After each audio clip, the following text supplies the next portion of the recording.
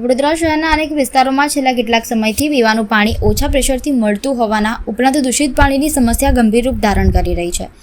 નગરજનો પાણી જેવી પ્રાથમિક સુવિધા માટે વારંવાર વોર્ડ કચેરી તેમજ મહાનગરપાલિકા પાસે રજૂઆતો કરતા હોવા છતાં પરિસ્થિતિમાં ખાસ સુધારો જોવા મળતો નથી. તાજેતરમાં હરણી રોડ પર સોનીની વાડી પાસે મુખ્ય પાણીની લાઇનમાં ભંગાણ પડતા પાણીની રેલમછેલ થઈ ગઈ હતી.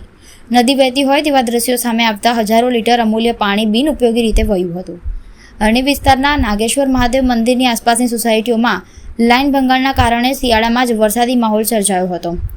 રસ્તાઓ પર પાણી પૂર આવવા જેવી સ્થિતિ ઊભી થતાં સ્થાનિકોને આવન જાવન કરવામાં પણ ભારે મુશ્કેલીઓનો સામનો કરવો પડ્યો હતો. એક તરફ પાલિકાએ શહેરમાં પાણીના લાઇનના જોડાણને લઈ પાણી વિતરણ અસરગ્રસ્ત થશે તેમ જણાવેલ છે, તો બીજી તરફ પાઇપલાઇનના વારંવાર થતા ભંગાણના કારણે પીવાના શુદ્ધ પાણીનો જબરજસ્ત વેડફાટ થઈ રહ્યો છે.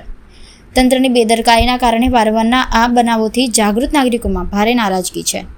સ્થાનિક લોકોએ તંત્રને તાબડતોડ પગલાં લઈ પાણીની લાઇનમાં થતા ભંગાણ મુદ્દે કાયમી ઉકેલ લાવવાની માંગણી કરી છે. ત્યારે આ મુદ્દે તંત્ર ક્યારે ગંભીરતાથી લે છે તે હવે જોવાનું રહ્યું.